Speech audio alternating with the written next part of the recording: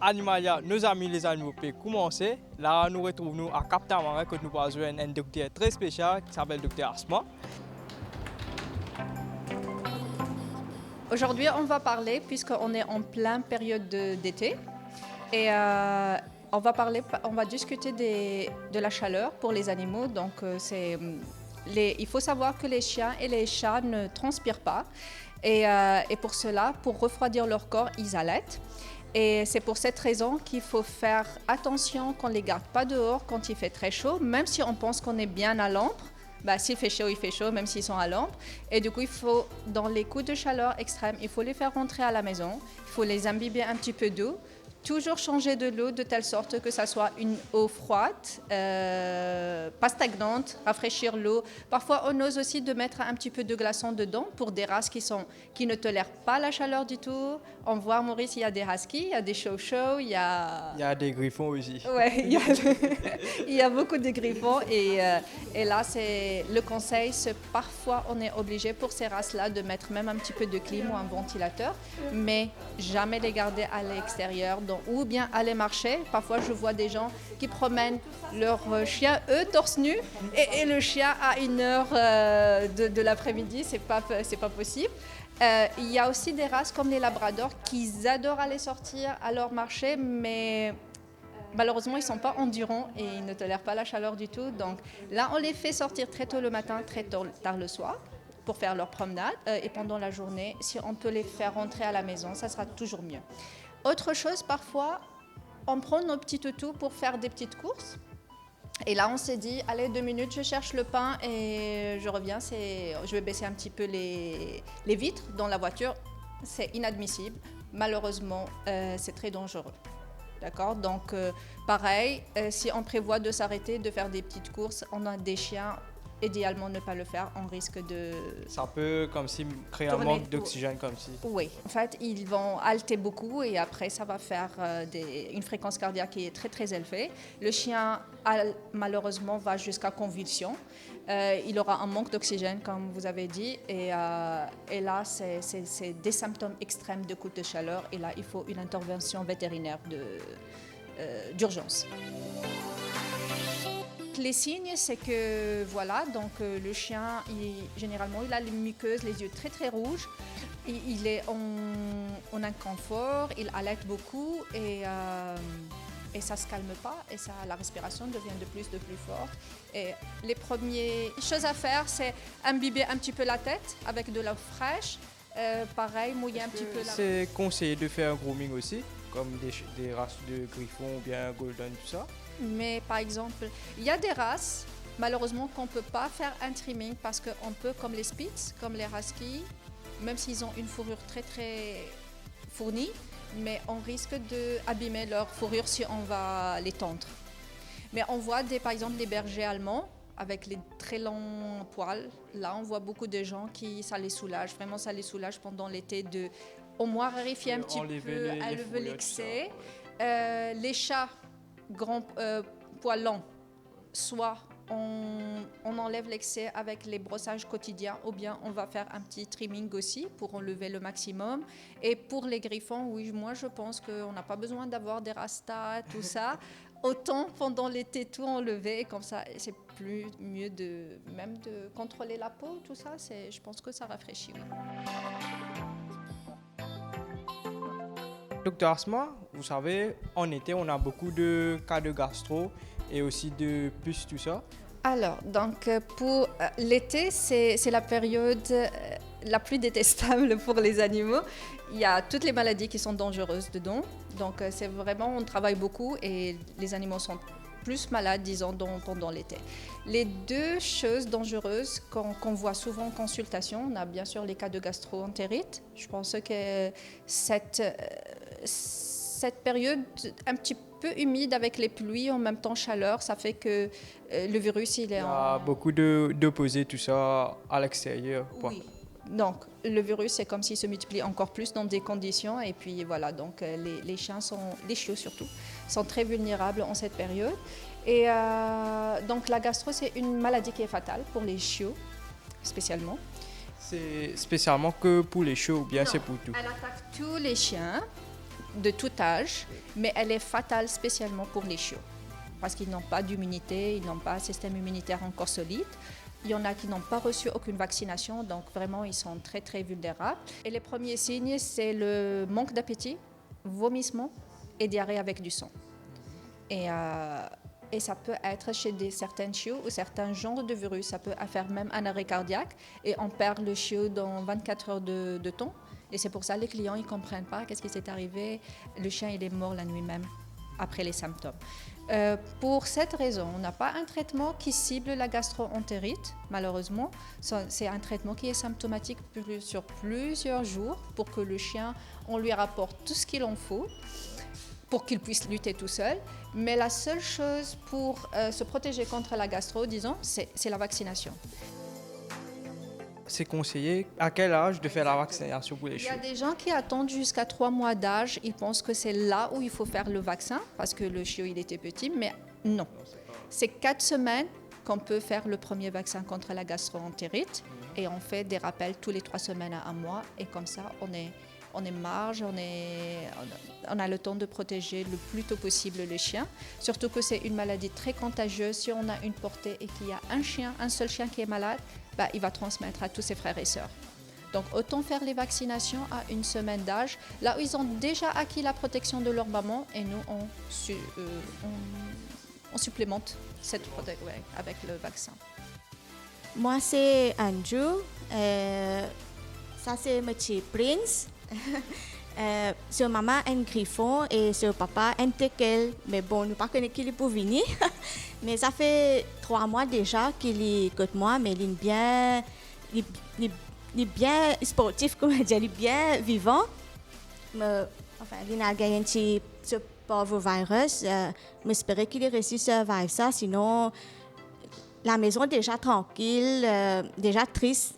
Mais comme mon ami, ça fait 6 jours déjà. Animalia, le docteur Akash peut faire de tout son mieux pour faire lui surmonter cette maladie-là, ce virus-là. Et ceci peut bien prendre compte. Mais j'espère qu'il réussit à surmonter ça. Et il finit venir la vie comme nous. Parmi les races les plus sensibles et que malheureusement on n'arrive pas à soigner souvent, c'est les Rottweilers. Est-ce que le système immunitaire, c'est très de sensible? nature, ils ont un système immunitaire très bas. De nature, ils sont très fragiles et ils sont les plus vulnérables par rapport à la gastro. Donc, on voit beaucoup de cas de gastro chez les Rottweilers, même à l'âge de 6 mois, même après eu ces vaccins. Donc, après qu'on a parlé de la gastro-entérite, que c'est un virus qui transmet la maladie, d'autres maladies qui sont transmissibles par les puces et les tiques, c'est des parasites qu'on trouve dans l'environnement. Et ces parasites se prolifèrent très à partir de 16 degrés de température, ils se multiplient très vite. On peut savoir qu'une puce, par exemple, elle fait 50 œufs par jour sur un animal, donc c'est énorme. C'est énorme. C'est énorme. Et ce qui est drôle, c'est que il y a beaucoup de gens qui disent « Non, mon chat n'a pas de puce, on n'a jamais vu de puce. Il a 8 ans, il n'a jamais de puce. » Les puces, ils sont toujours là. Ils sont là et ils attendent que le chat ou le chien passe pour se nourrir. Donc si on ne protège pas, c'est sûr qu'il a été piqué par une puce ou bien par une tique. Même si on ne trouve pas dessus, sûrement elle a fait un petit repas chez lui et est descendue. Et pendant ce repas, elle peut lui transmettre une maladie très grave qu'on appelle la pyroplasmose ou oncomatic fever. Donc c'est une maladie en fait qui transmet un parasite que la tique peut transmettre dans le sang de l'animal qui se multiplie et qui attaque les globules rouges. Et le chien peut montrer cette maladie seulement 2 semaines ou 3 semaines après la piqûre. Donc parfois on a vu des petits qu'on a déjà traités, le chien il est propre mais il commence à manifester cette maladie maintenant, c'est normal parce que le parasite commençait à multiplier il y a 2 semaines. Donc les signes, c'est quoi? Une anorexie, le chien devient très abattu, il ne mange pas, et parfois des signes digestifs comme vomissement et diarrhée, anémie sévère, allant jusqu'aux convulsions et la paralysie chez d'autres. Mais est-ce qu'il y a des traitements contre ça? Alors si on détecte très vite, oui, donc on a des tests, ce qui est bien, c'est qu'on a des tests pour détecter facilement ces maladies dès les premiers signes. Et donc, si notre chien ne mange pas, il saute un repas alors que ce n'est pas de leur habitude. Si on est parti dans une promenade, s'il n'a pas été vermifugé ou traité contre les parasites il y a un bon moment, il faut y penser à ça. Et nous, avec un petit test de sang, on peut détecter si c'est bien ça. Et oui, heureusement qu'il y a des traitements pour ça. Et le plus tôt possible qu'on traite, le plus tôt possible qu'on épargne aux chiens beaucoup d'aggravation d'état en fait. Beaucoup de, comme l'ictère, jaunisse, des sérums, tout ça. Donc on peut éviter tout ça. Donc il faut faire vacciner et faire les antipuces, vermifuges, tout ça. À Maurice, dans le contexte de Maurice, je pense que c'est toute l'année qu'il faut traiter contre les vers, les puces et les tiques et le vaccin annuel. Parce que c'est un climat où il est toujours chaud et humide et il est favorable pour la multiplication des virus. Il est favorable aussi pour la multiplication des puces et tiques. Donc là, à mon avis, c'est de traiter pendant toute l'année, mais insister au début de l'été de si on a oublié un traitement, on regardait son calendrier et là, oui, peut-être recommencer un traitement ou bien ajuster un traitement avant l'été, ça serait quelque chose de plus. Alors, j'ai emmené aujourd'hui mon petit pincher qui s'appelle Lady. Donc, Lady, ça fait 2 ans qu'elle est chez moi et je suis très attachée à elle. Elle a comme ami 2 autres chiens. Donc, un qui est un berger malinois et l'autre qui est un mélange de cavalier Charles et griffon. Et elle s'appelle Mignonne et elle est vraiment mignonne. Alors, ils s'entendent très très bien et elle est très affectueuse. Je crois que c'est un peu cela, on retrouve cela chez les pinchers, hein, très, très attachant. Malheureusement, hier soir, elle a eu un saignement qui est un petit peu pas normal. Hein, et là, on vient de me dire que c'est peut-être la gastro. Et on l'a mis sous sérum. Hein. Elle est vraiment très gentille, comme vous pouvez voir. Donc, le pincher, c'est en effet un mini Doberman. Et je n'imagine pas ma vie. Hein, ma vie sans elle et sans les 2 autres. C'est-à-dire le berger malinois qui s'appelle Outil et l'autre qui s'appelle Mignonne. Je voudrais remercier Animalia, tout le staff de Animalia, sont très gentils et qui actuellement s'occupent de notre chère Lady et j'espère qu'elle va vite se retrouver comme avant. Vous savez qu'on est en été et il y a beaucoup de gastro et des infections de puces, tout ça. Oui, alors je pense que déjà très important que le chien ait toujours de l'eau propre. Donc c'est important de bien changer plusieurs fois par jour pour que déjà les bactéries ne s'incrustent pas dedans. Ensuite, donner un antiparasitaire à vos chiens pour faire tomber les puces, les tiques. Ça évitera pas mal de maladies. Et oui, je pense que c'est très important que les chiens aient de l'ombre et un endroit où ils peuvent se réfugier du soleil, parce qu'il y a aussi beaucoup de problèmes avec les coups de chaleur. Voilà, les coups de chaleur. C'est assez dangereux pour les chiens quand même. Et aussi, il y a beaucoup, comme si on a des mouches et ça crée comme si des maggots. Vous savez, ça c'est beaucoup à Maurice, ça, vous voyez. Oui, après, je pense que si le chien n'a pas de plaie apparente ou est propre, il ne devrait pas avoir de mouches sur lui. Donc pas laisser traîner la nourriture par exemple, ça évite d'avoir toutes ces mouches, garder l'endroit propre et bien faire attention que le chien n'ait pas de blessure, nettoyer si c'est le cas, il y a des produits aussi qui retirent les mouches ou des produits moins toxiques pour les chiens et garder votre chien propre. Et concernant l'aliment en été, c'est différent que l'aliment en hiver. Alors pour nous pas forcément, après c'est vrai qu'ils mangent un petit peu moins. Ils ont peut-être un peu moins d'appétit ou alors donner un peu plus tard le soir quand le soleil est couché. Mais pour nous, on garde la même nourriture. Pas juste pour les chats ou bien chiens, mais est-ce que pour les oiseaux aussi, on doit faire les antiparasités, tout ça pour tous les oiseaux, que ce soit des poules, des catouves, des perruches, tout ça. Alors, donc pareil, comme les grands animaux, comme les petits animaux, comme les oiseaux, donc ils ont toujours ces parasites qui profitent de ces petits animaux pour profiter, pour s'alimenter d'eux, de les parasiter. Et chez les oiseaux, on a ce qu'on appelle les poux des oiseaux. Malheureusement, on ne peut pas les voir. Mais eux aussi, ils causent des dommages comme des anémies, comme des abattements, donc, ainsi que l'inconfort de l'animal. Donc on a un oiseau, ou bien un perroquet, ou bien une poule qui se gratte tout le temps, qui se picore. On a les plumes, des plumages parfois. Oui. Donc on a des oiseaux qui sont complètement nus alors qu'ils ont besoin de leurs plumes pour se protéger contre la chaleur et contre le froid aussi. Et du coup, oui, on a des problèmes de peau. Aussi, parfois, on a des problèmes plus graves comme général, des genre anorexie, hépatite et tout ça. Est-ce qu'il y a des traitements contre ça pour les oiseaux aussi? Alors, donc pour les oiseaux, comme si les oiseaux qu'on élève à la maison, des perroquets, des perruches, tout ça, oui, il y en a, c'est des petites gouttes en fait qu'on peut poser sur le cou de l'animal. Donc une fois par mois ou tous les 2 mois, ça dépend c'est pour les protéger, pour ne pas avoir ces parasites. Pour les poules, eh bien, par exemple, on a un poulailler, on a plusieurs. Là, il faut se renseigner. Donc, il y a, oui, mais c'est des produits qui se vendent peut-être en quantité plus importante. Il y a une dilution à faire et asperger les animaux. Et la cage des poulaillers, tout ça, parce qu'il reste dans tous les... Il faut bien nettoyer. Il faut bien nettoyer, il faut bien, quand on dit nettoie, pas mettre un détergent. On n'a pas besoin de mettre un détergent parce que les détergents, ils ne vont pas tuer.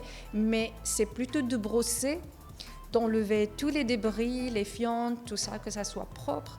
Et il y a là un produit spécial qu'on peut asperger pour qu'il n'y ait pas ces poux dans le nid des poules.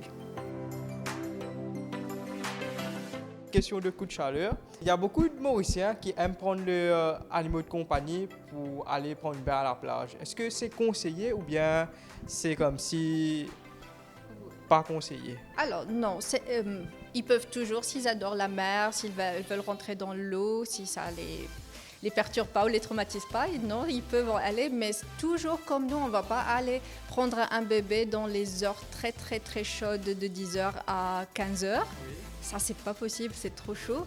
Pareil, donc ils peuvent aller très tôt le matin avant 9h et l'après-midi à partir de 5h, je pense que c'est OK. 5h, ouais, pour faire leur baignade, pour aller galoper, pour rentrer dans l'eau, oui, pour se distraire, oui. Mais donc, pour les cheveux, c'est pas conseillé. Si il a bien fini ses vaccins, donc s'il est bien vacciné, il est protégé jusqu'à 4 mois d'âge, il peut aller faire son bain s'il veut. C'est juste qu'il faut faire attention qu'on ne mouille pas les oreilles, qu'on ne va pas plonger le cheveu dans l'eau. Vous voyez, l'imprégner ou l'immerger sous l'eau, ça c'est pas bon, à cause de l'eau qui peut rentrer dans les oreilles, fait des infections et des otites. Mais sinon, oui, donc s'il est protégé contre les virus, il est bien vacciné, il est bien traité contre les parasites, il aime l'eau, toujours éviter les heures chaudes, mais il peut toujours aller dans la mer. Maintenant, il y a des gens aussi qui pensent qu'avec l'eau de la mer, parce qu'elle est salée, ça va tuer les tiques et les puces. C'est pas le cas. C'est pas le cas. Malheureusement, ce n'est pas le cas. Et aussi, le sel, il est un petit peu très fort sur la peau des animaux, pas comme nous. Et du coup, il faut toujours rincer. On n'a pas besoin de faire un shampoing, mais après le bain dans la mer, il faut rincer avec de l'eau fraîche, de l'eau... Comme c'est pour évacuer le sel. Oui, l'excès de sel. Sinon, ça va faire des grattages, peau rouge, un petit peu de sensibilité. Okay. Et aussi, concernant les oiseaux aussi, est-ce qu'on peut comme si asperger un peu d'eau pour les hydrater? On peut faire dans un petit spray un petit peu d'eau et on peut les asperger avec de l'eau. On peut aussi mettre une petite, pour les petits oiseaux, une petite assiette comme ça, plate, avec un petit peu d'eau. Et là, il va prendre son bain dedans. Pour les petites poules, un petit bac plus grand, ça va aussi pareil. Elles peuvent rentrer, se rafraîchir dedans. Concernant l'été, on a beaucoup de fruits, de mangues, de litchis, tout ça. Et on a beaucoup de cas où des chiens, ils avalent les fruits. Est-ce que c'est souvent ici à Cap Tamarin ou bien... Je pense que c'est souvent un petit peu partout. Oui, malheureusement, le plus dangereux, c'est les noyaux de mangue. Parce que des chiens grands comme les labradors qui sont connus pour ça, ils peuvent facilement avaler le noyau de mangue. Bah, ça passe, ils ont une grande gueule, mais après, au niveau de l'estomac, ça ne va pas sortir. Et non, parfois, ils ne peuvent pas régurgiter ça. Et là, malheureusement, on a besoin d'opérer. Donc, il faut faire attention. C'est des fruits qui sont très sucrés, qui attirent les animaux. Donc, ils ne peuvent pas résister à ce goût. Et, mais Même nous aussi. Ouais. Donc, on doit faire attention pour cela. Et si on a un manguier, je ne sais pas, toujours ramasser, c'est un petit peu difficile en pratique, mais Il faut toujours ramasser. Ouais, il faut voilà, faire le nécessaire pour qu'on n'a pas ces accidents. Ouais. Et concernant décembre, on est dans notre période festive à Maurice. Il y a beaucoup de pétarades et beaucoup de bruit aussi. Est-ce que c'est conseillé de, comme si, garder notre chien à la maison, à l'abri? Alors, donc, oui, donc période des fêtes, comme vous avez dit, il y a les feux d'artifice, il y a les pétards et tout ça. Donc, il faut comprendre en fait que les chiens, ils entendent les bruits plus amplifiés que nous les entendons. Et c'est ce qui les terrorise. Et donc, mais le conseil, donc on a vu beaucoup, après toutes les fêtes, on a vu beaucoup d'accidents. Donc, c'est des chiens qui ont très peur d'un coup, ils peuvent oui, et du coup, même des haies très très longues, ils peuvent aller sauter ça. Et dans ces cas, on a beaucoup de blessures. Parfois, ils sortent de la maison pour eux, ils pensent qu'ils ont fui le bruit, mais ils se trouvent dans la chaussée. Et juste avec un passage d'une voiture. Donc, c'est pour cette raison, il faut les rentrer à l'intérieur. Il faut les mettre dans une pièce où on n'a pas beaucoup de meubles, où ils ne peuvent pas se blesser, une petite table basse, tout ça, on enlève tout ça. On reste avec eux, c'est très important. On ne peut pas garder les chiens à l'intérieur et on dit oui, c'est OK, maintenant on va sortir faire la fête. Non, il faut rester avec eux pour les rassurer parce que ils ont très peur à cause de ça et là, ils peuvent se blesser. Il y a des petites astuces où on met un petit peu de musique à l'intérieur ou bien on parle un petit peu plus fort. Pour les distraire pour les distraire, exactement, pour attirer leur attention de ces pétards. Mais bon, voilà. Et maintenant, Cindy, on a un chien que tu as récupéré ce matin. Et tu peux nous donner quelques détails sur lui? Oui, alors en fait, on l'a récupérée il y a 2 jours. Elle était en plein milieu de la route, couchée. Elle a eu un accident, la personne est partie. Voilà, comme ça arrive souvent. Et on l'a emmenée tout de suite à vétérinaire. Et là, on refait un petit check-up pour être sûr que tout va bien. Et puis on va la raser aussi, la nettoyer. Donc heureusement, il n'y a rien de très très grave. Elle n'a pas de fracture, elle n'a pas de problème interne. Mais du coup, on a découvert avec elle un endomètre, comme un pyométra. Donc ça lui permettra d'être... Il faut la stériliser pour enlever la pyomètre. Exactement, c'est ça. Et d'ailleurs, je rebondis sur ça pour dire qu'avec les pétards, il y a aussi beaucoup d'accidents avec les chiens. Tu commences à être habitué. Du coup, je lance un appel pour tout le monde parce que c'est vrai que c'est pas que les chiens, c'est aussi les chats, les oiseaux, enfin tous les animaux qu'il y a dans la nature. Donc si vous voulez arrêter de faire du pétard, ce serait bien.